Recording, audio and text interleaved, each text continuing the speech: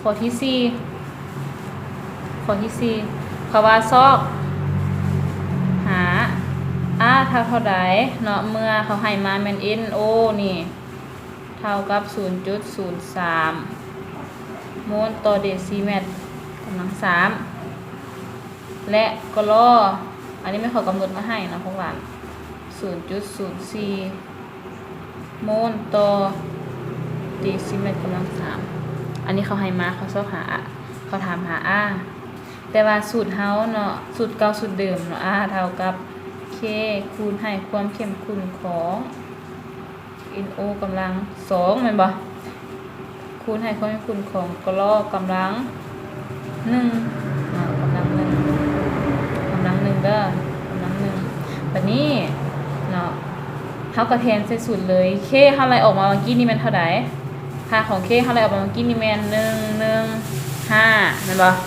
115เฮาก็คูณเลยเนาะ NO เขาให้มาแม่น0.03 อันคือกำลัง2อ่ะบ่แล้วก็คูณให้ก็ลดแมน 0.04 เห็นบ่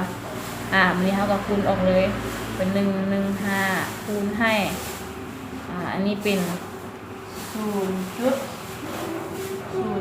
ตัว9นั่นบ่เป็นคูณกำลัง2แตะออกมาก่อนเนาะ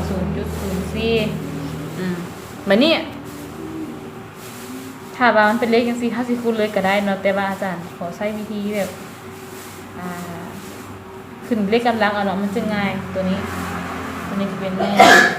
115ขอโทษอันนี้เป็นมี1ตัวมี2ตัวเนาะ115เป็น115คูณให้9คูณ10กำลังลบ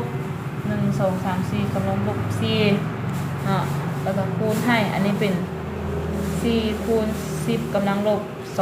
2เนาะนั่นนี่ตัวนี้ไปคือ9คูณเลขกำลังก่อน115คูณให้94เท่าไหร่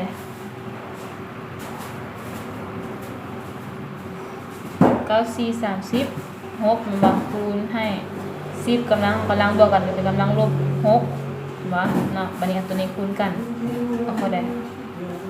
ออกอยู่4140คูณ10กำลังลบ6เนาะของเราก็เป็นโมลต่อเดซิเมตรกำลัง3ต่อวินาทีอันนี้เป็นค่าของสุดท้าย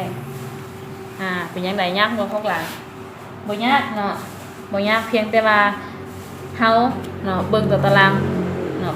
นี่ได้ก่อนสิซอกหากฎเกณฑ์อัตราได้เราต้องซอกหาค่าของ x และซอกหาค่าของ y นะทวนขึ้นอีกบัดนึงอยากได้ค่าของ x ปิดห้อง x ไว้แล้วเบิ่งห้อง y ตัวใดคือกันเอามาไล่อยากได้ห้อง y ปิดห้อง y ไว้แล้วเบิ่ง x ตัวใดคือกันเอาสมผลตัวนั้นมาไล่เนาะแล้วได้ x เท่าใด y เท่าใดแล้วมาเติมใส่สูตรที่เขากำหนดขึ้นให้มานี่เนาะตัวนี้หลังจากนั้นแล้วเนาะซอกหาอันดับปริญญารวมก็มีแต่เอากำลังมาบวกกันมันบ่ซอกหาค่าของ k ก็มีแต่มาถอนจากสูตรตัวนี้แล้วซอกหาค่าของนี่ก็ตัวเมื่อเขาถามเนาะก็ตัวเมื่อเขากำหนดขึ้นมาให้เนาะอันนี้บ่ยากเนาะเจอกันในคลิปหน้า